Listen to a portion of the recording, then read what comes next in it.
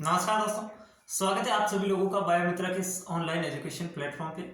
आज अपन एक नए चैप्टर की शुरुआत करने जा रहे हैं और चैप्टर का नाम है उत्सर्जन तंत्र, एक्सक्रीटरी सिस्टम।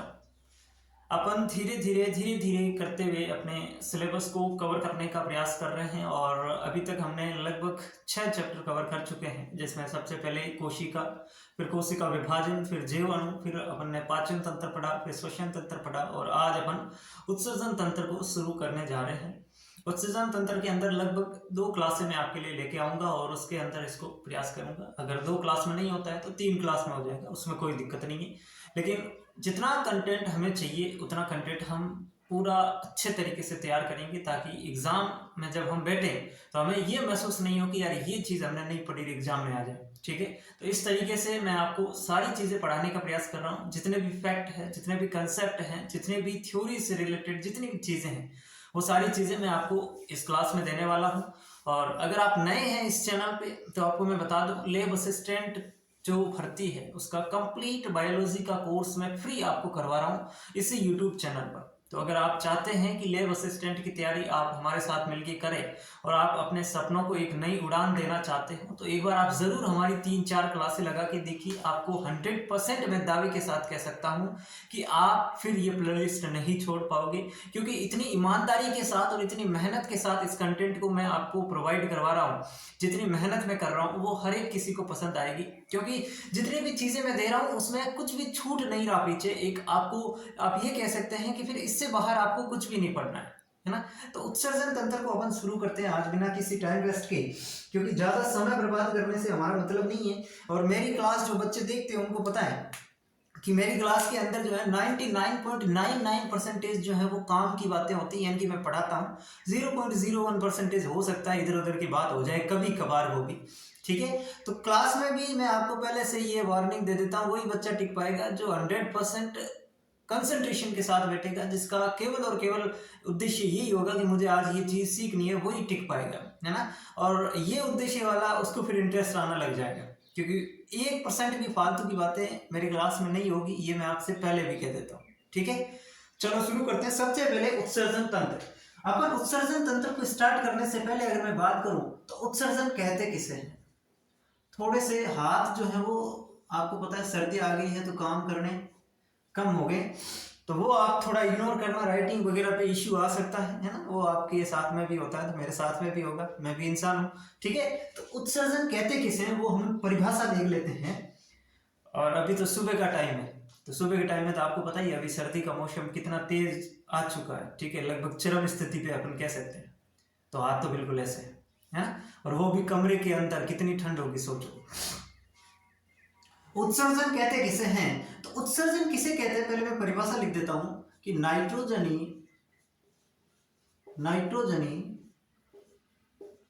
अपशिष्ट पदार्थों का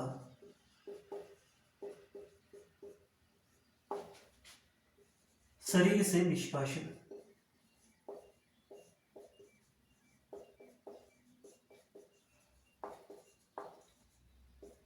ये जो है ये परिभाषा है उत्सर्जन की। उत्सर्जन किसे कहते हैं, जो नाइट्रोजनी अपशिष्ट पदार्थ होते हैं, उन नाइट्रोजनी अपशिष्ट पदार्थों को शरीर से बाहर निकालने की जो प्रक्रिया होती है उसको उत्सर्जन कहते हैं। यानी कि सिंपल भाषा में अगर मैं बात करूं तो मूत्रण की जो प्रक्रिया होती है, यूरिनेशन का जो प्रोसेस होता है, उसे कहते हैं उत्सर्जन। अब एक आप मल त्यागते हैं, वो डेफिकेशन है, वो उत्सर्जन के अंदर नहीं आता है, वो पाचन तंत्र का भाग है। उत्सर्जन के अंदर केवल और केवल जो नाइट्रोजनी अपशिष्ट पदार्थ है, जिसको आप कहते हैं मूत्रण की प्रक्रिया, वो होता है उत्सर्जन। तो इसमें आपको कंफ्यूजन नहीं होना है। उत्सर्जन जो है वो क्या होता है, नाइट्रोजनी अपशिष्ट पदार्थ जो हमारे शरीर के अंदर बनते हैं, जो हमारे शरीर में काम के नहीं है, हमारे शरीर के लिए घातक हो सकते हैं, उनको शरीर से बाहर त्यागना आवश्यक होता है। तो उनको बाहर त्यागने के लिए जो प्रोसेस होता है उसको अपन उत्सर्जन कहते हैं। और जो पूरा सिस्टम है उसको हम उत्सर्जन तंत्र या एक्सक्रीटरी सिस्टम इसको अपन कहते हैं। समझ गए मेरी बात को, उत्सर्जन क्या होता है। अब ये जो नाइट्रोजनी अपशिष्ट पदार्थ होते हैं, ये नाइट्रोजनी अपशिष्ट पदार्थ जो है ये कितने प्रकार के होते हैं, 3 प्रकार के होते हैं। कौन कौन से, सबसे पहला होता है अमोनिया। आप ऐसे मत करना, आप थोड़ा ढंग से लिखना कि नाइट्रोजनी अपशिष्ट पदार्थ जो है वो मुख्यतः 3 प्रकार के होते हैं। फिर आप ऐसे लिखना, ठीक है। मैं क्या हूँ, थोड़ा सा आलसी हो गया हूँ, तो ऐसे लिख देता हूँ। नाइट्रोजनी अपशिष्ट पदार्थ एक अमोनिया हो जाएगा, दूसरा हो जाएगा आपका यूरिया, और तीसरा हो जाएगा आपका यूरिक एसिड। तीसरा आपका क्या हो जाएगा, यूरिक एसिड या यूरिक अम्ल। 3 प्रकार के नाइट्रोजनी अपशिष्ट पदार्थ होते हैं, वो आपको अभी से याद कर लेने हैं। एक आपका अमोनिया, एक यूरिया और एक यूरिक अम्ल। अमोनिया, यूरिया और यूरिक अम्ल 3 प्रकार के नाइट्रोजनी अपशिष्ट पदार्थ होते हैं। अगर मैं बात करूं अमोनिया की, तो ये सबसे ज्यादा विषाक्त होता है, सबसे ज्यादा विषाक्त, सबसे ज्यादा विषाक्त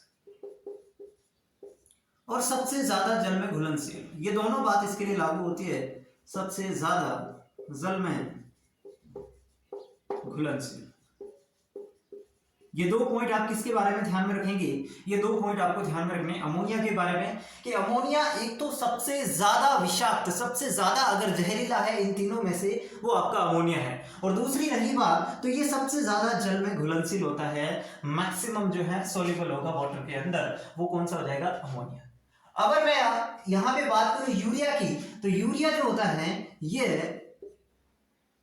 कम विषाक्त होता है। ये क्या होता है, कम विषाक्त होता है। और इसका जो निर्माण है, इसका निर्माण यकृत द्वारा अमोनिया व CO2 का प्रयोग करते हुए होता है।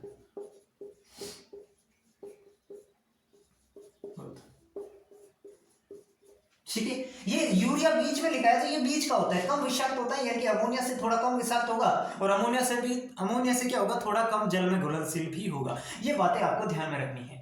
अब अमोनिया जो यूरिया जो है, इसका निर्माण अमोनिया से ही होता है, यानी कि ये जो आपकी लिवर है, वो लिवर क्या करेगी, मान लो ये आपकी लिवर है, ये लिवर आपकी, मान लो इधर से आपने डाला अमोनिया, यानी कि NH3 आपने इसके अंदर डाला, तो ये अमोनिया NH3 और साथ में CO2, इन दोनों का प्रयोग करते हुए ये किसका निर्माण कर देती है, ये यूरिया का निर्माण कर देती है। तो ये तो हो जाएगा आपका यूरिया और ये हो जाएगा अमोनिया। ये चीज आपको यहां पे समझनी है कि सबसे पहले जो चीजें हमें देखनी है कि जो लिवर होती है वो अमोनिया का यूरिया में कन्वर्टेशन कर देती है। कैसे करती है, CO2 का प्रयोग करते हुए। तो यानी कि यूरिया का निर्माण अमोनिया से ही होता है। कहां पे होता है, लिवर के अंदर होता है। कैसे होता है, CO2 का प्रयोग करते हुए लिवर जो है वो अमोनिया को यूरिया में बदल देती है, और यूरिया जो है वो अमोनिया से कम विषाक्त पदार्थ होता है, कम जल में घुलनशील होता है। ठीक है, अब ये क्यों बदला जाता है, इसके अंदर एक कारण तो आपको ये समझ आ गया कि ये इसे कम विषाक्त और कम जल में घुलनशील होता है। एक कारण और है जो हम आगे समझेंगे, धीरे धीरे आपको सब कुछ समझ में आ जाएगा। अभी के लिए आपको इतनी बातें समझनी। अब मैं बात करूं अगर यूरिक अम्ल की, तो यूरिक अम्ल जो होता है ये न्यूक्लिक अम्ल, नाम से पता चल रहा है यूरिक अम्ल है, तो ये न्यूक्लिक अम्ल के उपापचय से निर्मित होता है। न्यूक्लिक अम्ल के उपापचय से निर्मित होता है।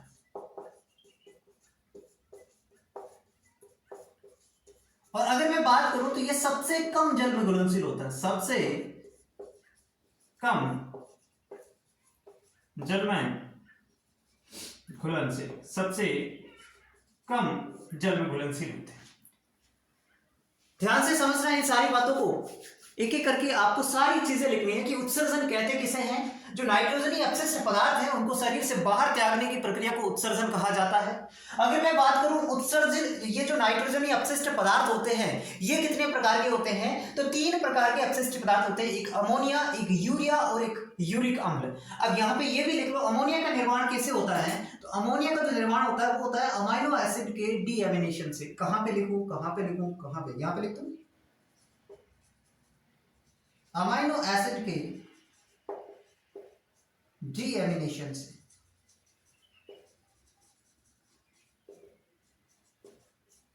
इसका निर्माण होता है। से किसका निर्माण होता है, अमोनिया का निर्माण होता है। ये चीज आपको ध्यान रखनी। तो सबसे पहले हमें ये समझ आ गया कि नाइट्रोजन अपशिष्ट पदार्थ तीन कौन कौन से, अमोनिया, यूरिया, यूरिक अम्ल। अगर मैं बात करूं अमोनिया की, तो ये नाइट्रोजनी अपशिष्ट ये जो है वो आपके अमाइनो एसिड के डीएमिनेशन से बनता है। बात करूं यूरिया की, तो ये अमोनिया से ही बनता है, CO2 का प्रयोग से लीवर के द्वारा बनाया जाता है। और यूरिक अम्ल की बात करूं तो ये न्यूक्लिक अम्ल के उपापचय से निर्मित होता है। यानी कि तीन प्रकार के जो नाइट्रोजनी अपशिष्ट पदार्थ है वो कैसे बनते हैं, ये हमें समझ आ गया कि अमोनिया बनता है अमाइनो एसिड के डीएमिनेशन से, यूरिया बनता है लीवर के अंदर अमोनिया से ही, और यूरिक अम्ल बनता है न्यूक्लिक अम्ल के उपापचय से। फिर मैंने बात की कि अमोनिया सबसे ज्यादा विषाक्त, सबसे ज्यादा जल में घुलनशील। ये बीच में लिखा यूरिया, तो ये थोड़ा कम विषाक्त होगा, थोड़ा कम जल में घुलनशील होगा। और ये जो है यूरिक अम्ल, ये सबसे कम जल के सबसे कम जो है जल के अंदर घुलनशील कौन सा होगा, यूरिक अम्ल होगा। यानी कि आप ये कह सकते हैं कि जल संरक्षण के लिए उत्तरदायी नाइट्रोजनी अपशिष्ट पदार्थ कौन सा है, यूरिक अम्ल है ना। सवाल बन जाए कि जल संरक्षण के लिए उत्तरदायी नाइट्रोजनी अपशिष्ट पदार्थ कौन सा है, यूरिक अम्ल, क्योंकि ये जल में सबसे कम घुलनशील होता है, सबसे कम। ठीक है, तो ये मेन बातें जो इन तीनों नाइट्रोजनी अपशिष्ट पदार्थ के बारे में जाननी थी वो आप ढंग से लिख लो। ये प्रोसेस भी लिख लेना कि लीवर जो है वो अमोनिया से यूरिया का निर्माण करती है CO2 और अमोनिया का प्रयोग करते हुए। ये कम विषाक्त पदार्थ होता है, ये चीज आपको लिख लेनी है।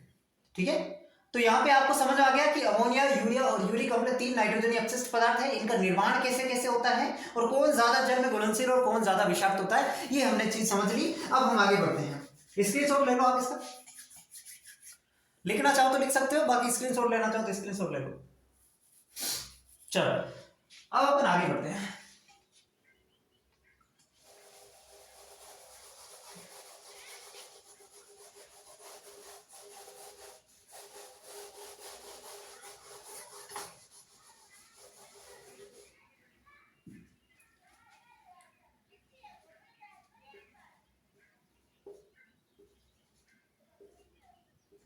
ये तो दिख रहा है नाइट्रोजनी अपशिष्ट पदार्थों का, नाइट्रोजनी अपशिष्ट पदार्थों के आधार पर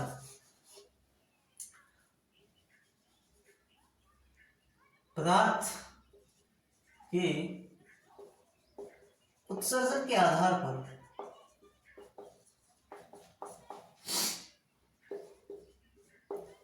जीवों को तीन भागों में विभक्त किया।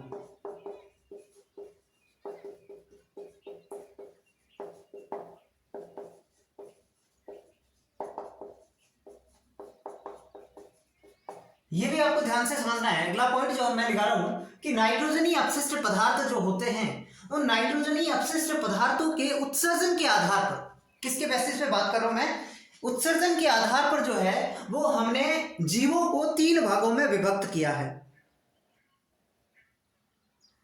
तीन भागों में हमने इसको विभक्त किया। किसके आधार पर, नाइट्रोजनी अपशिष्ट पदार्थ के उत्सर्जन के आधार पर। कैसे, समझो ध्यान से। कौन कौन से तीन भाग हो जाएंगे, पहला इसके अंदर हो जाएगा अमोनोटेलिक, ये मैं लिखूंगा तभी भी आप समझ जाओगे, ऐसा कुछ भी नहीं है, अमोनोटेलिक। दूसरा इसके अंदर हो जाएगा यूरियोटेलिक,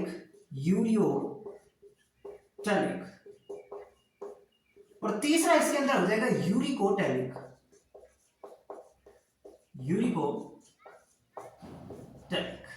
ठीक बात है। ये तीन भागों में हमने इसको कैटेगराइज किया, किसके आधार पर, उत्सर्जन के आधार पर। कैसे, अमोनोटेलिक का सिंपल सा मतलब यह है कि जो जीव नाइट्रोजनी अपशिष्ट पदार्थ के रूप में अमोनिया का उत्सर्जन करते हैं वो अमोनोटेलिक, जो जीव नाइट्रोजनी अपशिष्ट पदार्थ के आधार पर या नाइट्रोजनी अपशिष्ट पदार्थ में से यूरिया का उत्सर्जन करता है वो यूरियोटेलिक, और जो जीव नाइट्रोजनी अपशिष्ट पदार्थ के रूप में यूरिक एसिड्स का उत्सर्जन करता है वो यूरिकोटेलिक। बहुत सिंपल सी बात है, इसमें कुछ भी हमें रटने की आवश्यकता नहीं है कि नाइट्रोजनी अपशिष्ट पदार्थ जो है उनमें से कौन सा जीव कौन सा नाइट्रोजनी अपशिष्ट पदार्थ त्याग रहा है उसी के आधार पर नाम दे दिया। अमोनिया त्याग रहा है अमोनोटेलिक, यूरिया त्याग रहा है यूरियोटेलिक, और यूरिक एसिड त्याग रहा है तो यूरिकोटेलिक। यही बात मैं लिख देता हूं, ये आप खुद लिख लोगे या मैं लिखूं, जो जीव अमोनिया का उत्सर्जन करे, जो जीव अमोनिया का उत्सर्जन करते हैं वो अमोनोटेलिक में आ जाते हैं। यहां पे ये जो जीव है ये यूरिया का उत्सर्जन करेंगे, किसका उत्सर्जन करेंगे, यूरिया का उत्सर्जन करेंगे। और अगर मैं बात करूं इनकी तो ये यूरिक अम्ल का उत्सर्जन करते हैं, यूरिक अम्ल का उत्सर्जन करते हैं।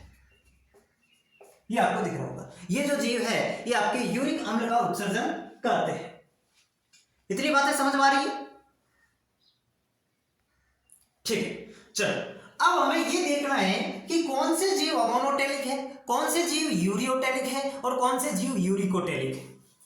इतनी चीजें समझने के पश्चात हमें यह देखना है कि कौन से जीव अमोनोटेलिक है, कौन से यूरियोटेलिक है, कौन से यूरिकोटेलिक है। तो सबसे पहले जितने भी नॉन कोडेटा के जीव हैं, जैसे कि आपको एग्जांपल की अगर मैं बात करूं तो इसके अंदर सबसे पहले आ जाएंगे आपके पोरीफेरा यानी कि स्पंज।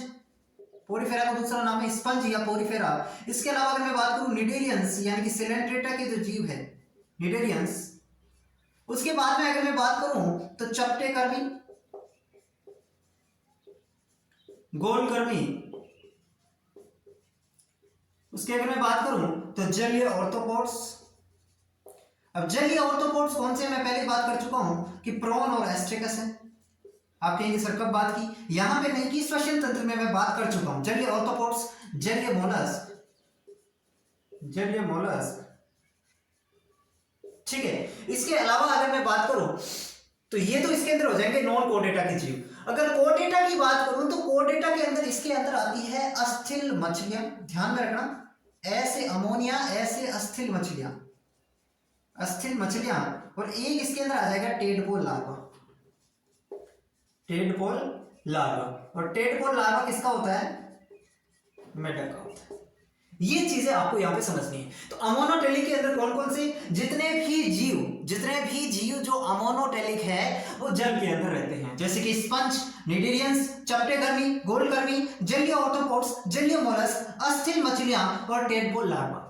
ये सारे के सारे जीव अमोनोटेलिक है, जो मुख्यतः आप अगर देखेंगे तो जल के अंदर पाए जाते हैं। और इसका रीजन हम पहले ही समझ चुके हैं, क्योंकि अमोनोटेलिक जल में ज्यादा घुलनशील है, इसलिए जो जीव जल के अंदर है उनके अंदर अमोनिया उत्सर्जी पदार्थ के रूप में पाया जाता है।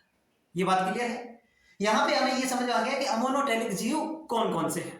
अब अगर मैं बात करूं तो यूरियोटेलिक कौन से हो जाएंगे, तो अस्थिल मछलियां तो यहां पे हो गई, तो बाकी बची उपास्थल मछलियां यहां पे आ जाएंगी, यानी कि जो उपास्थल मछलियां हैं वो आ जाएगी यहां पे।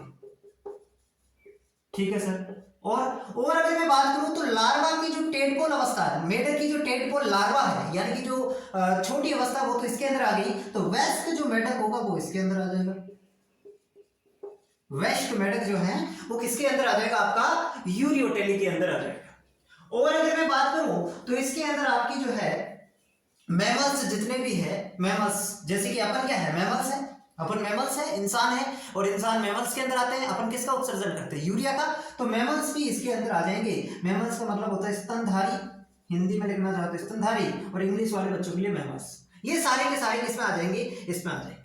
अगर मैं बात करूं यूरिक अम्ल का उत्सर्जन कौन से जीव करते हैं, तो बाकी बचे सिर्फ और सिर्फ एक तो आपके रेप्टाइल्स, रेप्टाइल्स जिसको कहते हैं सरीसृप वर्ग, और एक बचा एवीज यानी कि पक्षी वर्ग। ये जो दो जीव है ये यूरिक अम्ल का उत्सर्जन करते हैं, एक तो रेप्टाइल्स यानी कि सरीसृप और एक एवीज यानी कि पक्षी वर्ग। It is clear? ये चीजें आपको समझ में आनी चाहिए कि कौन से जीव अमोनोटेलिक है, कौन से यूरियोटेलिक है, कौन से यूरिकोटेलिक है। यहां से सवाल बन सकता है। ठीक है। अब यहां पे हमें एक चीज और देखनी है कि जो अलग अलग प्रकार के जीव होते हैं उनमें उत्सर्जी संरचना भी अलग अलग होती है। जैसे कि हमारे अंदर अलग प्रकार की उत्सर्जी संरचना है और कोई और दूसरा जीव है तो उसके अंदर एक अलग डिफरेंट प्रकार की उत्सर्जी संरचना होगी। तो वो हम देखते हैं कि कौन से जीव में उत्सर्जी संरचना किस प्रकार की होती है। ठीक है। जैसे कि हमने श्वसन तंत्र को भी जब पढ़ा तो उस समय भी मैंने बताया कि कौन से जीव में श्वसनीय संरचना के रूप में क्या पाया जाता है। उसी प्रकार हम उत्सर्जी संरचना की बात करेंगे। आप इसका स्क्रीनशॉट ले लीजिए। ले लिया? चलो आगे बढ़ते हैं अपन। अब हमें क्या देखनी है, उत्सर्जी संरचना देखनी है। अभी तक जो मैंने आपको पढ़ाया वो आपको समझ में आ गया होगा। सबसे पहले मैंने आपको बताया उत्सर्जन क्या होता है। एक बार मैं इसको फिर से रिवाइज करूंगा क्योंकि जब तक आपको याद नहीं होगा तब तक मैं नहीं छोड़ने वाला। सबसे पहले हमने ये पढ़ा कि उत्सर्जन क्या होता है। जितने भी हमारे शरीर में नाइट्रोजन अपशिष्ट पदार्थ बनते हैं उनको बाहर हम निकालते हैं, निकालना आवश्यक है। तो उनको बाहर निकालने की जो प्रक्रिया है, नाइट्रोजन अपशिष्ट पदार्थों को बाहर निकालने की जो प्रक्रिया है उसको हम उत्सर्जन कहते हैं। ठीक है साहब। अब उत्सर्जन जो है उसके अंदर हमने बात किया कि नाइट्रोजनी अपशिष्ट पदार्थों को बाहर निकालते हैं। तो नाइट्रोजनी अपशिष्ट पदार्थ कितने प्रकार के होते हैं? फिर हमने कहा कि ये नाइट्रोजनी अपशिष्ट पदार्थ 3 प्रकार के होते हैं। एक होता है अमोनिया, एक होता है यूरिया, एक होता है यूरिक एसिड।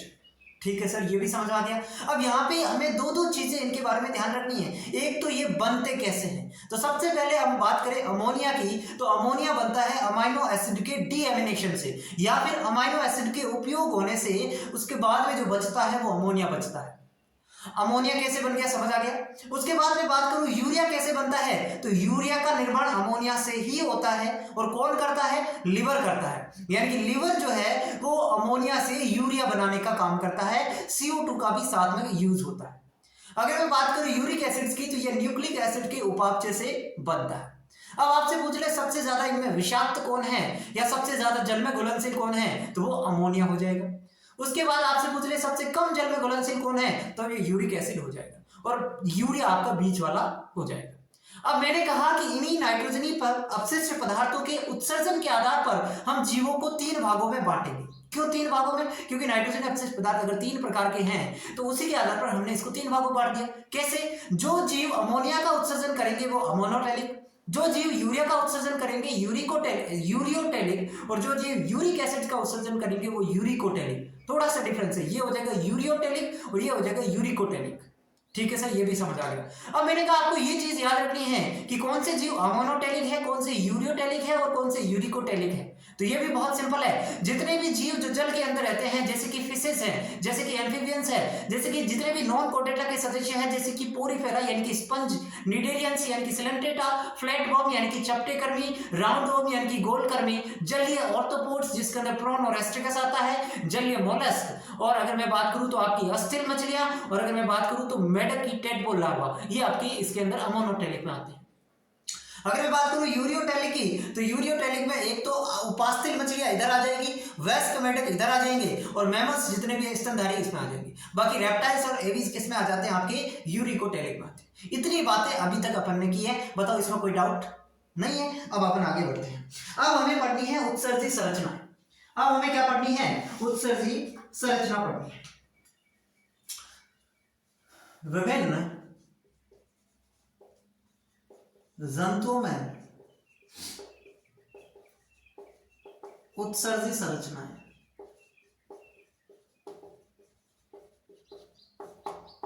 इधर अपन उसका नाम लिखेंगे और इधर अपन उसके अंदर एक्सक्रीटरी स्ट्रक्चर कौन से है। एक्सक्रीटरी स्ट्रक्चर का मतलब तो तुम समझ गए होंगे, उत्सर्जी संरचना है ना। तो सबसे पहले अगर मैं बात करूं तो इसके अंदर मैं बात करूं स्पंज की। स्पंज किसको कहते हैं? जो पोरीफेरा होता है ना, उसी का नाम है स्पंज, पोरीफेरा। और एक मैं बात करूं सिलेंट्रेटा की, जिसको निडेरियंस भी कहते हैं। इन दोनों के अंदर कोई भी एक्सक्रीटरी स्ट्रक्चर नहीं होती है। ये जो उत्सर्जन का काम करेंगे ये करेंगे बॉडी सरफेस से। किससे करेंगे? बॉडी सरफेस यानी कि शरीर सतह से। किससे करेंगे? शरीर सतह से। ये आपको सबसे पहले समझना है।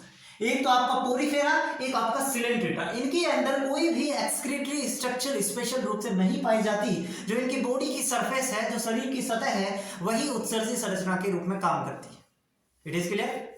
चल अब अगर मैं आगे बढ़ूं तो इसके बाद में मेरे पास आता है चपटे कर्मी। चपटे कर्मी यानी कि इसको कहते हैं प्लेटीहेल्मिन्थेस या फ्लैटवर्म, या क्या कहते हैं? फ्लैटवर्म। यहां पे इसके अंदर जो श्वसनीय संरचना के रूप में पाई जाती है वो क्या हो जाएगी? Flame cell. वो क्या हो जाएगी? फ्लेम सेल, जिसको हिंदी में कहते हैं ज्वाला कोशिका। वेरी वेरी इंपॉर्टेंट, कई बार सवाल आ चुका है कि फ्लैटवर्म के अंदर जो उत्सर्जित संरचना होती है उसके रूप में क्या होता है? तो फ्लेम सेल होती है। याद कैसे रखना है? एफ से फ्लैटवर्म, एफ से फ्लेम सेल। एफ से फ्लैटवर्म, एफ से फ्लेम सेल, ये आपको याद रखने का ट्रिक है। इस फ्लेम सेल का ही दूसरा नाम है, इसको सोलेनोसाइट सेल्स भी कहा जाता है। इसको सोलेनोसाइट्स भी कहा जाता है, सोलेनोसाइट भी कहा जाता है। और ये एक प्रकार का क्या है? प्रोटोनेफ्रिडिया है। ये एक प्रकार का क्या है? प्रोटोनेफ्रिडिया का एग्जांपल है। ये सारी चीजें आपको समझनी है कि आपसे पूछ ले प्लेटीहेल्मिन्थेस के अंदर श्वसनीय संरचना के रूप में प्रोटोनेफ्रिडिया स्ट्रक्चर या फ्लैम सेल इसमें पाई जाती है, जिसका दूसरा नाम क्या है, सोलेनोसाइट्स। अगर मैं बात करूं इसके बाद में गोलकर्मी की, तो गोलकर्मी यानी कि राउंड वॉर्म की अगर मैं बात करूं या एसके हेल्मिन्थेस की बात करूं, तो इसके अंदर जो है वो स्ट्रक्चर के रूप में क्या पाया जाता है, इसके अंदर पाया जाती है एच सेप्ड यानी कि एच आकृति की रेनट सेल, क्या पाई जाती है, रेनट सेल। इसके अंदर हो जाएगी फ्लैम सेल, इसके अंदर हो जाएगी रेनट सेल, और साथ ही साथ हमें ये भी बता दिया कि ये रेनट सेल कैसी होती है, एच सेप्ड होती है। फ्लैम सेल भी प्रोटोनेफ्रिडिया का प्रकार है, रेनट सेल भी प्रोटोनेफ्रिडिया का प्रकार है, ये चीज आपको क्लियर होनी चाहिए। फ्लैम सेल भी प्रोटोनेफ्रिडिया, रेनट सेल भी प्रोटोनेफ्रिडिया, दोनों क्या है, प्रोटोनेफ्रिडिया। ठीक है, तो यहां तक आपको क्लियर हुआ। ये दोनों जो है, ये जो सारणी मैं आपको बना रहा हूं उत्सर्जक संरचना की, यहां से सवाल बन सकता है, आप इसको हल्के में नहीं लेना। ठीक है, इसको आपको हल्के में नहीं लेना है, सवाल बन सकता है। एक मिनट, इसकी चमक शायद थोड़ी सी ज्यादा है, मैं कम कर देता हूं। अब ठीक दिख रहा है?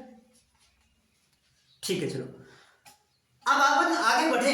इतनी चीजें आपको अगर समझ में आई तो फिर अपन आगे बढ़ते हैं। अगर मैं बात करूं एनिलिडा की, तो एनिलिडा में श्वसनीय संरचना के रूप में क्या पाया जाता है, नेफ्रिडिया। जैसे यहां पे प्रोटोनेफ्रिडिया है, वैसे इसमें क्या पाया जाता है, नेफ्रिडिया। अब एनिलिडा के ही अलग अलग प्रकार है। एक तो हो जाएगा अर्थवर्म। अर्थवर्म क्या होता है, केंचुआ, केंचुआ को बोलते हैं अर्थवर्म। और एक इसके अंदर क्या हो जाएगा आपका, एक इसके अंदर मैं बात करूं तो लीच।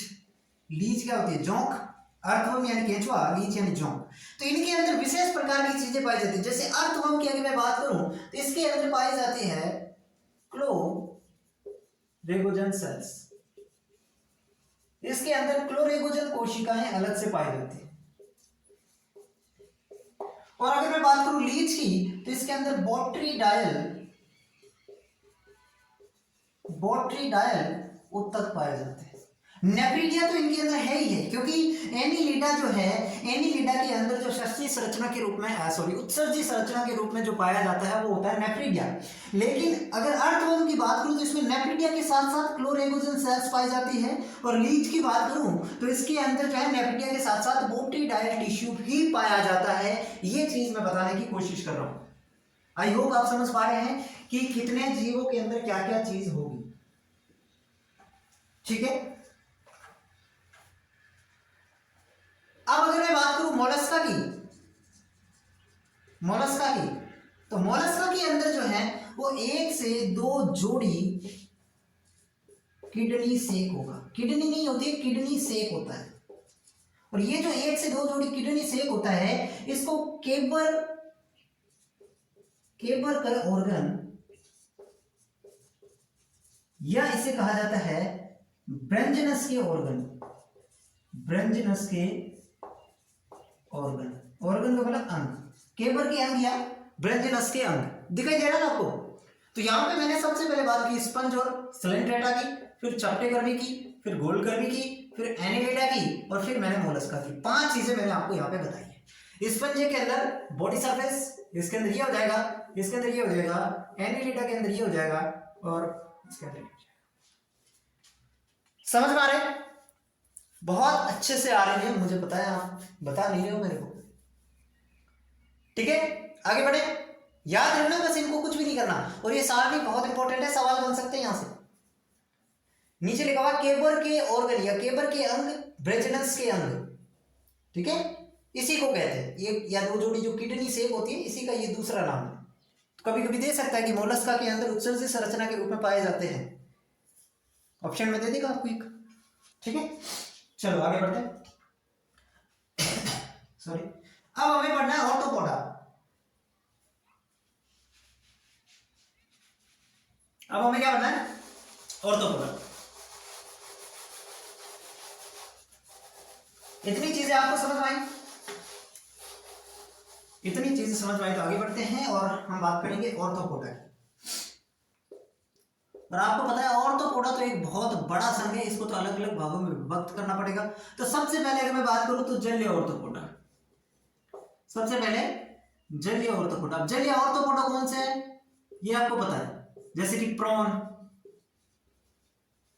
जैसे कि आपका एस्टेकस, ये जलीय ऑर्थ्रोपोड्स में आते हैं। और इनके अंदर जो श्वसनी बार बार श्वसनी नाम आ रहा है क्योंकि पिछला जो हमारा चैप्टर था वो श्वसनी संरचना से था, वो तो नाम याद है उसको छोड़ना, थोड़ा सा उत्सर्जी संरचना।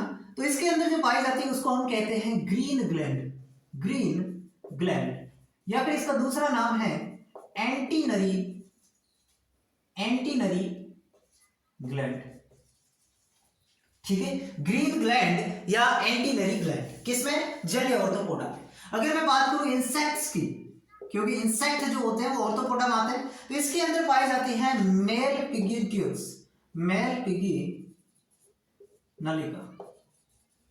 इनमें इंसेक्ट में उत्सर्जी संरचना के रूप में मेल पिगी नलिका, और अगर आप इससे बात पूछ ले कि श्वसनी संरचना के रूप में तो वो ट्रेकियल ट्यूब है ना, वो हो जाएगी। अब और मैं बात करूं ऑर्थ्रोपोडा की तो जलीय स्पाइडर और स्कॉर्पियन, स्पाइडर स्कॉर्पियन, स्पाइडर और स्कॉर्पियन जो होते हैं यानी कि बिच्छू और मकड़ी, इसके अंदर पाई जाती है कॉक्सल ग्लैंड, कॉक्सल ग्लैंड। ये ऑर्थ्रोपोडा के 3 चीज हैं, वो हमने कवर कर ली 6 नंबर पे। 7वें नंबर पे अगर मैं बात करूं इकाइनोडर्मेटा की, तो इकाइनोडर्मेटा के अंदर कोई भी श्वसनी संरचना नहीं होती है, उत्सर्जी संरचना भी नहीं होती है, वो सारे के सारे काम कौन करता है? ट्यूब फिट, यानी कि जो नाल पाद होती हैं सारे के सारे काम वही करती है। अगर मैं बात करूं इसके अंदर हेमिकोडेटा की, हेमिकोडेटा जिसके अंदर बेलेनोग्लोसस वगैरह आते हैं, तो हेमिकोडेटा के अंदर जो सदस्य जो है बेलेनोग्लोसस वगैरह, उनमें उत्सर्जी संरचना के रूप में पाई जाती है प्रोबोसिस, प्रोबोसिस हिंदी में कहते हैं सुंड। अब अगर मैं बात करूं कोडेटा की, अब अगर मैं कोडेटा की बात करूं तो कोडेटा के अंदर जो है क्या पाया जाता है? कोडेटा के अंदर पाया जाता है एक जोड़ी किडनी, एक जोड़ी किडनी, और किडनी को हिंदी में कहते हैं वृक्क, किडनी को हिंदी में क्या कहा जाता है? वृक्क कहा जाता है। अब ये किडनी जो है ये अलग अलग प्रकार की होती है। अगर मैं बात करूं फिश और एम्फीबियंस की, फिश और एम्फीबियंस की, तो इसमें जो किडनी पाई जाती है वो पाई जाती है मीजोनेफ्रिक प्रकार की किडनी, मीजोनेफ्रिक। और अगर मैं बात करूं रेप्टाइल्स, एवीज और मैमल्स, तो इसमें पाई जाती है मेटानेफ्रिक प्रकार की। कोडेट जितने भी हैं उनके अंदर उत्सर्जी संरचना के रूप में एक जोड़ी किडनी होती है, लेकिन ये किडनी अलग अलग प्रकार की है। अगर फिश और एम्फीबियंस की बात करूं तो इसमें मीजोनेफ्रिक प्रकार की किडनी, और रेप्टाइल्स, एवीज, मैमल्स की बात करूं तो इसमें मेटानेफ्रिक प्रकार की किडनी पाई जाती है। ये रही सभी जीवों के अंदर श्वसनी संरचनाएं। बताओ कोई दिक्कत? ये आपको याद होनी चाहिए। एक टेबल बना लो बहुत अच्छी सी, और 2-4 बार पढ़ोगे अपने आप याद हो जाएगा ना। ऐसी कोई चीज नहीं है कि आपको समझ में नहीं आई, सारी चीजें समझ में तो आ ही रही है, बस याद ही करना इनको। इतनी चीजें अगर आपकी क्लियर है तो फिर अपन आगे बढ़ते हैं।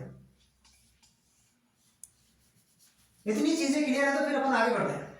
मिटाओ इसको, चलो।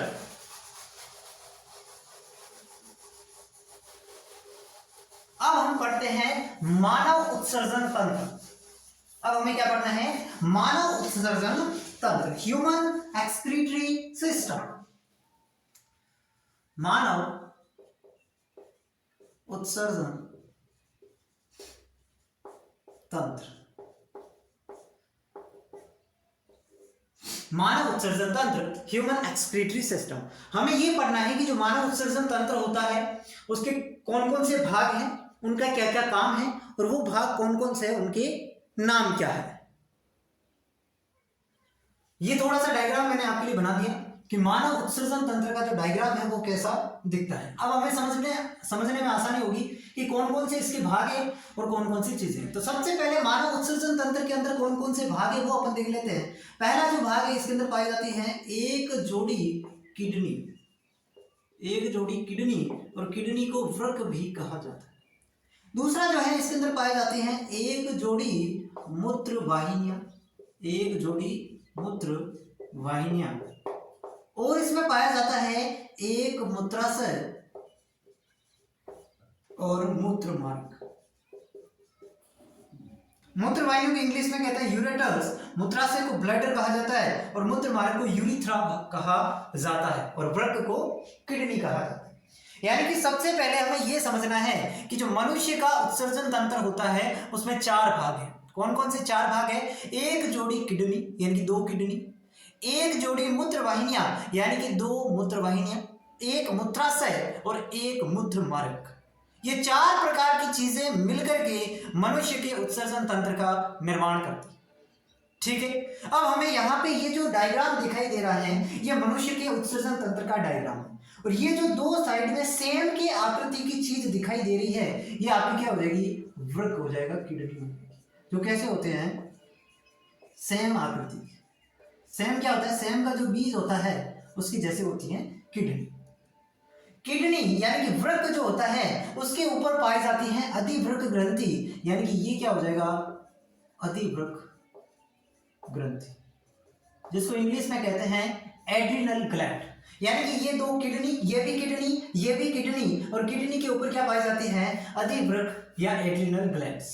ये जो 2 बड़े बड़े पाइप आपको दिखाई दे रहे हैं उनमें से एक पाइप होता है पश्च महाशिरा, एक पाइप होता है पश्च महाशिरा और एक पाइप होता है पृष्ठीय महाधमनी। ये जो 2 बड़े पाइप सेंटर में आपको दिखाई दे रहे हैं, एक पश्च महाशिरा और एक पृष्ठीय महाधमनी। अब यहाँ पे एक पार्ट्स तो हमारा ये हो गया कि वृक्क जो है ये एक जोड़ी, एक वृक्क ये, एक वृक्क ये, दोनों को मिलाएंगे तो एक जोड़ी वृक्क। अगला पार्ट आता है एक जोड़ी मूत्र वाहिनियां। तो प्रत्येक वृक्क से एक नली निकलती है, इससे भी एक नली निकल रही है, इससे भी एक नली निकल रही है। तो ये जो नली निकल रही है इसको बोलते हैं मूत्र वाहिनी।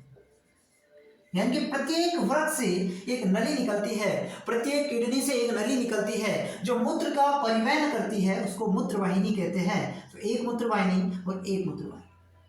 तीसरा इसके अंदर जो पार्ट हो जाएगा मूत्राशय। तो ये जो आगे आपको कोशनुमा पेशी संरचना दिखाई दे रही है, ये वाला जो भाग है इसको हम क्या कहेंगे? मूत्राशय।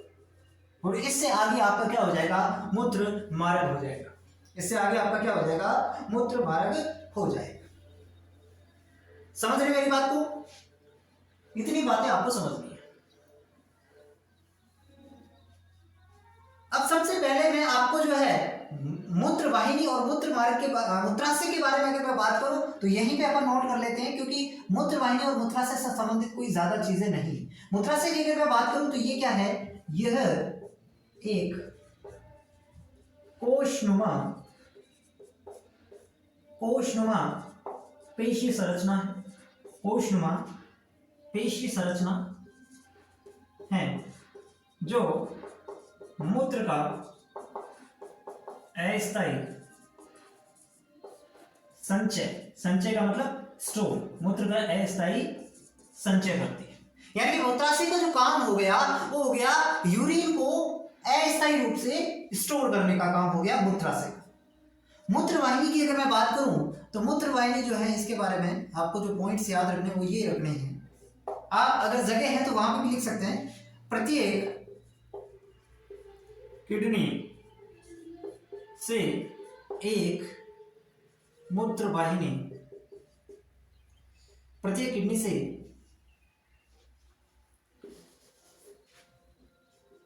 एक मूत्र वाहिनी निकलती है जो मूत्र परिवहन से संबंधित है, जो मूत्र के परिवहन से संबंधित है।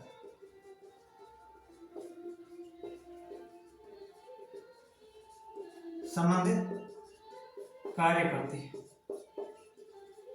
इसका आंतरिक भाग, किसका? मूत्र वाहिनी का आंतरिक भाग जो मूत्र के प्रत्यक्ष संपर्क में होता है, जो मूत्र के प्रत्यक्ष संपर्क में होता है,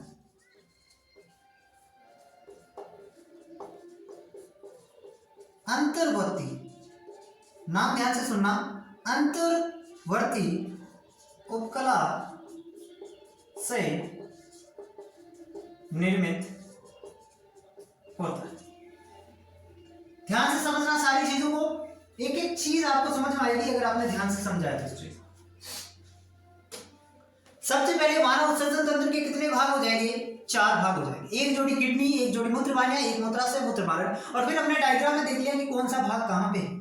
फिर मैंने कहा कि यहाँ पे जो 4 भाग है, मूत्रमार्ग के बारे में कोई विशेष खास बात नहीं है। जहां मूत्र का परिवहन होता है, जिससे होते हुए मूत्र जो है वो शरीर से बाहर निष्कासित होता है, वो मूत्रमार्ग हो जाएगा।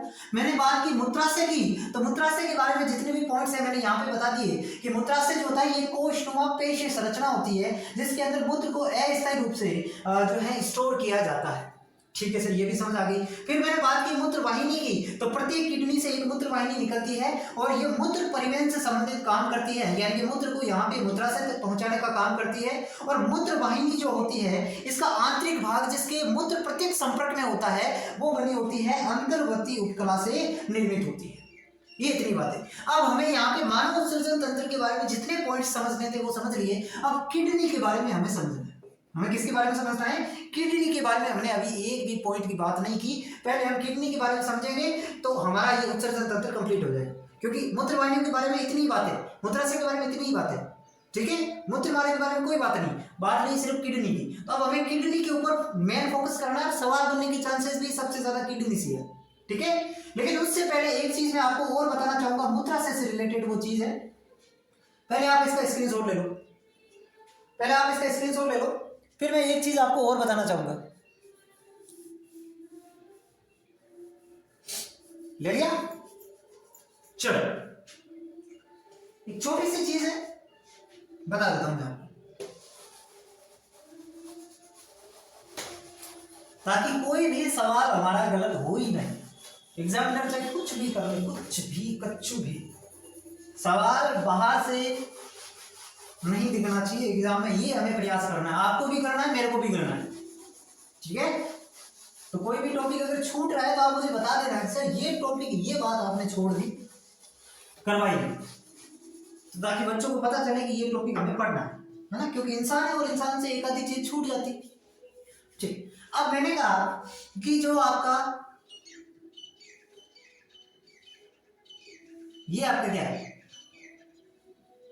ये आपका मूत्राशय, इधर से मूत्रवाहिनी आ रही है इसमें, है ना, ये मूत्राशय है। और मूत्राशय के अंदर क्या आ रही है? मूत्रवाहिनी आ रही है। यहां पे ये जो मूत्राशय है, इसके अंदर एक तो पाई जाती है डेंट्रूसल मसल्स। क्या नाम है? डेंट्रू, डेंट्रू कैसे लिखते हैं? डेंट्रू,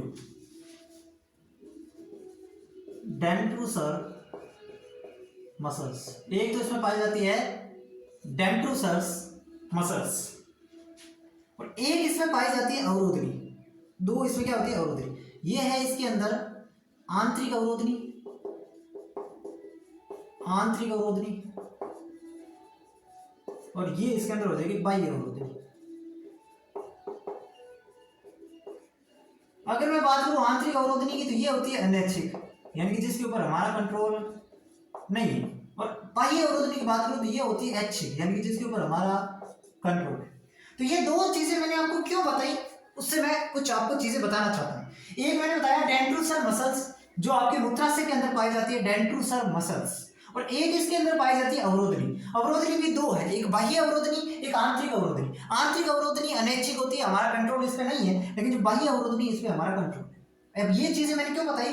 क्योंकि मूत्रण, अगर आपको मूत्रण की प्रक्रिया को संपादित करना है, यानी कि आपको मूत्र त्यागना है या फिर मूत्र को अंदर जो है वो होल्ड करके रखना है, ये मूत्राशय पे ही तो डिपेंड करता है। और मूत्राशय के अंदर भी किसके ऊपर डिपेंड करता है? एक तो इस डेंट्रूसर मसल्स के ऊपर और एक इस अवरोधनी के ऊपर। ये जो मूत्राशय है इसके अंदर दो चीजें, एक तो डेंट्रूसर मसल्स और एक अवरोधनी। इन्हीं दो चीजों पे डिपेंड करता है कि आपको मूत्र त्यागना है या मूत्र को होल्ड करके रखना है ना। तो ये चीजें। अब यहां पे मैं आपको चीज बताना चाहता हूं कि जो अनुकंपी तंत्रिका तंत्र है, किसकी बात करूं?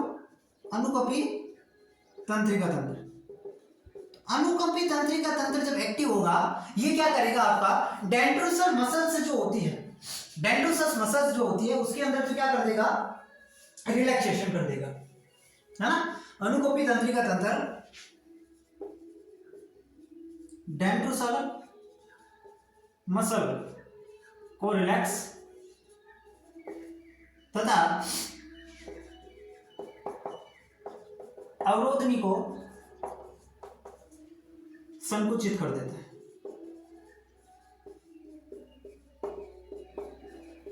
जो मूत्र के जमाव को प्रेरित करता है,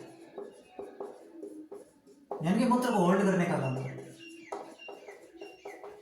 और अगर मैं बात करूं परानुकंपी तंत्रिका तंत्र की, ये इसका उल्टा काम करेगा। परानुकंपी तंत्रिका तंत्र ये इसका जस्ट उल्टा काम करेगा। ये क्या करेगा, डेंड्रोसल मसल्स को संकुचित कर देगा तथा अवरोधनी को रिलैक्स या शिथिल कर देता है। रिलैक्स को हिंदी में कहते हैं शिथिल। जो मुद्रण की क्रिया को प्रेरित करता है, यानी कि मूत्र तागने की जो प्रक्रिया है उसको मुद्रण कहते हैं। जो मुद्रण क्रिया को प्रेरित करते हैं। ये बातें आपको समझ में आई नहीं आई? आपसे पूछ ले मुद्रण की प्रक्रिया के लिए कौन सा तंत्रिका तंत्र उत्तरदायी है, तो याद रखना परानुकंपी तंत्रिका तंत्र। और मूत्राशय में मूत्र के जमाव को प्रेरित करने वाला तंत्रिका तंत्र अनुकंपी तंत्रिका तंत्र। समझ गए मेरी बात को? तो ये चीज आपको समझनी थी कि जो अनुकंपी तंत्रिका तंत्र जब एक्टिव होगा तो ये क्या करेगा, आपकी डेंड्रोसल मसल्स को तो रखेगा रिलैक्स, और जो आपकी अवरोधनी है उसको कांटेक्ट करेगा, जिससे मूत्राशय में मूत्र जो है वो स्टोर होता रहेगा, होल्ड रहेगा। और अगर परानुकंपी तंत्रिका तंत्र एक्टिव हो गया तो डेंड्रोसल मसल्स को ये रिलैक्स कांटेक्ट कर देगा और अवरोधनी को शिथिल या रिलैक्स कर देगा, जिससे मूत्रण की क्रिया जो है वो संपादित होती है। इसका स्क्रीनशॉट ले लो। ये छोटी सी बात हमें समझनी थी, वो हमने समझ ली। अब हम क्या पढ़ेंगे, अब हम पढ़ेंगे किडनी। तो सबसे पहले इसका स्क्रीनशॉट ले लो आप। चलो अब हमें पढ़ना है किडनी। अब हमें क्या पढ़ना है, किडनी, जिसको हिंदी में क्या कहते हैं, वृक्क। डायग्राम मैंने आपको पहले ही बना के रख दिया ताकि हमारा टाइम वेस्ट ना हो। ये हमने किडनी का बना लिया। तो ये किडनी का डायग्राम है, इसका अनुप्रस्थ काट है। लेकिन सबसे पहले जो किडनी है वो हमारे शरीर में कितनी होती है, किडनी हमारे शरीर में कितनी होती है, एक जोड़ी होती है। बेसिक जानकारी हमें पता है। किडनी का भार कितना होता है, तो लगभग 125 से 170 ग्राम आप कह सकते हैं ये किडनी का भार है। 10 से 12 सेंटीमीटर ये क्या होती है, लंबी होती है। 5 से 7 सेंटीमीटर ये क्या होती है, चौड़ी होती है। और 1 से 2 सेंटीमीटर क्या होती है, मोटी होती है। तो ये बातें किडनी के बारे में बेसिक चीजें हैं। सबसे पहले किडनी की अगर मैं बात करूं तो किडनी का सबसे बाहरी आवरण जो है, किडनी का सबसे बाहरी आवरण जो है उसको हम क्या कहेंगे, पेरिटोनियम कवरिंग कहा जाता है। किडनी का सबसे बाहरी आवरण जो है, किडनी का सबसे बाहरी आवरण क्या कहलाता है, पेरिटोनियम कवरिंग या रीनल फैस्शिया कहलाता है। उसके अंदर एडिपोज टिश्यू, उसके अंदर जो वाला भाग होता है उसको कॉर्टेक्स या मेड्यूला कहते हैं। तो पहले हम इस डायग्राम को समझते हैं। एक बात ये लिख लो कि किडनी का सबसे बाहरी आवरण रीनल फैस्शिया कहलाता है। और ये किससे बना होता है, जो सघन अनियमित संयोजी ऊतक से निर्मित होता है।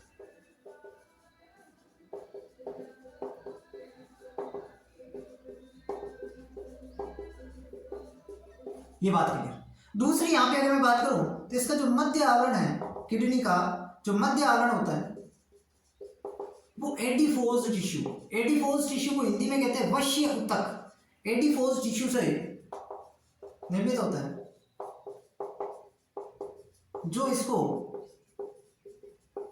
यांत्रिक आघातों से, यांत्रिक आघात, आघात मतलब प्रहार, यांत्रिक आघातों से बचाता है। ये तो हो गया इसका सबसे बाहरी आवरण और सबसे अंदर वाला। किडनी का जो सबसे इसके बाहर जो कवरिंग पाई जाती है, इसके बाहर, किडनी के बाहर, ये बाद में लिख देंगे। चलो अब ये डायग्राम सीखते हैं। ये एक किडनी का चित्र मैंने बनाया। ये जो आपको ये पे दिखाई दे रही है ये कुछ वेन्स है, और ये इससे क्या निकल रही है, मूत्र वाहिनी निकल रही है। ये चीज हमें पता है कि एक किडनी से एक मूत्र वाहिनी निकलती है, तो ये यहां से मूत्र वाहिनी निकल रही है। अब यहाँ पे किडनी के अंदर ये जो बाहर वाला पार्ट दिख रहा है ये हो जाएगा आपका कोर्टेक्स, जिसको हिंदी में कहते हैं वल्कुट। और इसके अंदर वाला ये जो पार्ट्स हैं, ये वाला पार्ट्स पूरा क्या हो जाएगा, ये वाला पूरा पार्ट्स कोर्टेक्स। और इसके अंदर वाला ये जो पार्ट्स हैं, ये वाला, ये हो जाएगा आपका मेड्यूला। मेडुला जिसको हिंदी में कहते हैं मध्यांश, मेडुला जिसको हिंदी में क्या कहते हैं, मध्यांश कहते हैं। ठीक है, यहां पे ये जो संरचना आपको दिख रही है इसको कहते हैं रीनल पिरामिड, रीनल पिरामिड क्या कहते हैं, वृक्कीय पिरामिड या रीनल पिरामिड। और रीनल पिरामिड के बीच में ये जो संरचना आपको बीच में आई हुई दिखाई दे रही है, ये संरचना क्या हो जाएगी, ये हो जाएंगे बर्टीनी के स्तंभ, ये क्या हो जाएंगे, बर्टीनी के स्तंभ। रीनल पिरामिड जो है इनकी संख्या कितनी होती है, तो इनकी संख्या होती है 15 से 16, प्रत्येक किडनी की बात हो रही है, इस किडनी में इसकी संख्या कितनी है, 15 से 16। ठीक है, और रीनल पिरामिड जो है ये किसका भाग है, ये मेडुला का भाग है, ये मेडुला का भाग है। वहीं पे अगर मैं बात करूं तो बर्टीनी के स्तंभ जो है ये कॉर्टेक्स का भाग है, ये कॉर्टेक्स का भाग। ठीक है, तो ये चीजें आपको यहां पे समझनी थी। तो इसका जो आंतरिक भाग होता है किडनी का, आंतरिक भाग 2 भागों में विभक्त होता है, 2 भागों में विभक्त होता है। कैसे होता है, इसका जो बाहरी भाग होता है उसको अपन कहते हैं कॉर्टेक्स, और इसका जो आंतरिक भाग होता है उसको अपन कहते हैं मेडुला। ये पूरी किडनी के बारे में चीजें मैंने आपको बताई जितनी आपको जाननी थी। ये सारी की सारी चीजें किसके बारे में है, किडनी के बारे में। ठीक है, तो किडनी आपकी आई होप क्लियर हो जानी चाहिए, किडनी क्लियर हो जानी चाहिए कि किडनी के अंदर सबसे बाहरी आवरण रीनल फैशिया कहलाता है, जो सघन अनियमित संयोजी ऊतक से निर्मित होता है, जो इस किडनी को उदर के साथ में या त्वचा के साथ में जोड़ने का काम करता है। मध्य का जो आवरण है वो एडिपोज टिश्यू से यानी कि बहुत ज्यादा वश्य ऊतक उसमें भरा रहता है, जो बाहरी यांत्रिक आघातों से सुरक्षा प्रदान करने का काम करता है। और आंतरिक भाग जो है उसके अंदर आंतरिक भाग में भी जो बाहर की तरफ है वो कॉर्टेक्स और जो अंदर की तरफ है वो मेडुला। मेडुला के जो भाग है वो रीनल पिरामिड्स होते हैं, यानी कि ये जो पिरामिड्स है जो प्रत्येक किडनी में 15 से 16 होते हैं, प्रत्येक किडनी में ये रीनल पिरामिड्स 15 से 16 होते हैं और ये मेडुला के भाग होते हैं। वहीं इन रीनल पिरामिड के बीच बीच में बर्टीनी के स्तंभ पाए जाते हैं। ये रीनल पिरामिड्स के बीच बीच में बर्टीनी के स्तंभ पाए जाते हैं जो कि कॉर्टेक्स का भाग होते हैं। ये भी चीज आपको लिखनी है। ठीक है, ये किडनी के बारे में। और किडनी जो है इसके ऊपर पेरिटोनियम मेम्ब्रेन की कवरिंग होती है, ये चीज भी लिख लेना अलग से नोट करके। किडनी के ऊपर पेरिटोनियम मेम्ब्रेन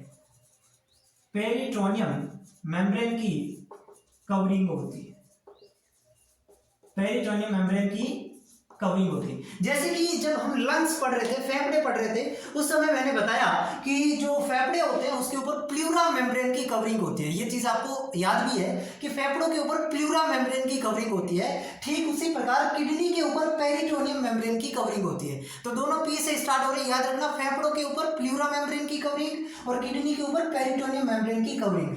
कुछ बच्चे हिंदी वाले हैं तो उसमें दिक्कत नहीं है, पेरिटोनियम आप हिंदी में भी लिख सकते हैं, पेरिटोनियम मेम्ब्रेन यानी कि झिल्ली। यहाँ पे मैंने लिखा एडिपोज टिश्यू, तो इसको आप वश्य ऊतक लिख सकते हैं। यहाँ पे मैंने लिखा रीनल फैशिया, तो आप हिंदी में भी रीनल फैशिया लिख सकते हैं। रीनल पिरामिड की जगह आप वर्गीय पिरामिड या कुछ भी लिख सकते हैं, ऐसा कुछ भी जरूरी नहीं है। ठीक है, तो ये पूरा किडनी की ओवरऑल बातें जो थी वो हमने देख ली। किडनी के बारे में इतनी बातें हमें ध्यान में रखनी है जो हम देख चुके हैं। बताओ आपको क्लियर है ये सारी चीजें? अगर किडनी के बारे में इतनी चीजें आपको क्लियर है तो फिर हम आगे बढ़ते हैं। अब हम आगे जो चीज पढ़ने वाले हैं वो क्या पढ़ने वाले हैं, वो हम पढ़ेंगे नेफ्रॉन। क्या पढ़ेंगे? नेफ्रॉन। और नेफ्रॉन कहाँ पे पाए जाते हैं? इसी किडनी के अंदर ये वाला जो पार्ट्स है, इस पार्ट्स के अंदर नेफ्रॉन्स पाए जाते हैं, यानी कि व्रकाणु जिसे हिंदी में कहते हैं। वो व्रकाणु की संरचना कैसी होती है और उसके भाग कौन कौन से हैं, उन भागों के अलग अलग क्या कार्य हैं वो हम देखेंगे। पहले आपको किडनी क्लियर होनी चाहिए। मिटाओ इसको, मिटा सकता हूं? चलो स्क्रीनशॉट ले लो फटाफट। चलो अब अपन पढ़ते हैं नेफ्रॉन, है ना। डायग्राम का टाइम वेस्ट आपको बिल्कुल नहीं हो रहा, मैं आपके लिए बना के ला रहा हूं। ठीक है, नेफ्रॉन आपके सामने है, जैसा भी बना है आपके सामने। अब हम बात करें अगर नेफ्रॉन की, तो नेफ्रॉन के अंदर सबसे पहले तो आप ये पॉइंट लिखो कि ये वृक्क की यानी कि किडनी की संरचनात्मक एवं क्रियात्मक इकाई, संरचनात्मक एवं क्रियात्मक इकाई। ठीक है, ये जो है वृक्क की संरचनात्मक एवं क्रियात्मक इकाई होती है। नेफ्रॉन की संख्या अगर पूछे,